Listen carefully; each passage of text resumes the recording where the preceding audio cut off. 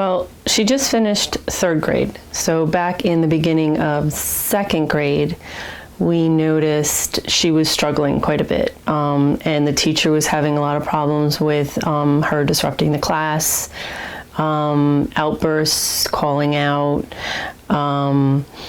She was struggling with her reading, math, pretty much every subject. Yeah. So then beginning of third grade, we noticed there was still quite a bit. She could not concentrate for anything. Homework should have only taken maybe 45 minutes to an hour. She'd work on it from the moment she got home from school, stopped for dinner or a shower, and then went right to it till bedtime. I mean, that was most nights after school. Wow. It was a fight. It was a struggle for her. It was a struggle for me. So stressful. I mean, I have 3 children total, and I'm spending the entire night with homework for her. Yeah. It was destroying her self-esteem, her self-confidence. She was alienating herself. And my pediatrician was like, okay, so she's been diagnosed with ADHD. Here's a list of medications that are ADHD medications. It's trial and error. So we could put her on one, you pick one from the list. It was like a roulette wheel. Pick one from the list, we'll try that one for a couple of months. If that one doesn't work, we could try a different dosage, we could try this, we could try that. I'm like, so you're talking a couple of years before we can even get her possibly regulated or helped in any way. I'm like, she's a year and a half behind in different areas, some areas even 2 years behind.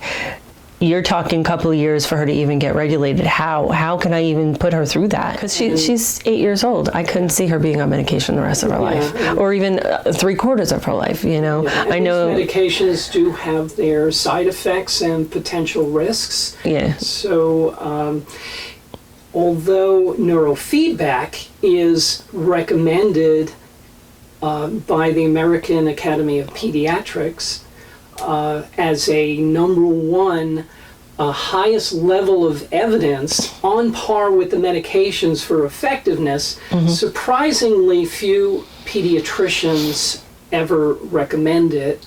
My pediatrician didn't know anything about it. What I started doing was I started researching like medication-free alternatives to treating ADHD on the internet. I started doing more research, and I think I come across an advertisement for your free workshop, but it conflicted with something else of my kids' things going on. So then I just called you and said, can I come in and just hear about it? I don't have time to come in for the workshop.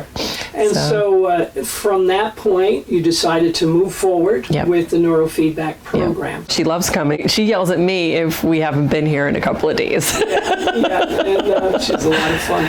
So she went through the neurofeedback an interactive metronome program that she started in April 23rd. April 23rd. Yep. And I will say, start with her teacher. Yeah. I didn't tell her teacher what we were doing. I just said we were starting alternative. I was monitoring her as we went along, and after, I don't know, about not even 8 weeks, I did some retesting, and I noticed some major improvements. The computer test for brain maps improved. So then you came in about a week after that point, and tell us what the teacher said. So, like I said, I didn't tell the teacher what I was doing. I just said I was trying something alternative. And the teacher she has, believe it or not, has a daughter who she's in her 20s, has ADHD. So she's seen in her own home what it is like with a child who was struggling. Back to her end of May, I think it was. And she said the impulses have become very manageable. She rarely would call out anymore. She saw more interaction with in her group activities. Her testing, they do what they call math benchmark tests every quarter. I think her first quarter benchmark test for math was 55.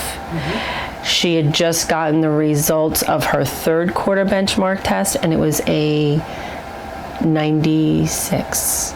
Incredible improvement. Yes. And her reading level, which was the worst part, because when she entered third grade, her reading level was at a beginning of first grade level. By May, she had gotten into third grade level. By the time she finished third grade, she was at end of third grade level, right where she was supposed to be. I saw her final writing material at the end of the school year by her teacher. There was maybe 2% spelling mistakes. Her handwriting was neat. You can read and understand everything that she's amazing, the difference.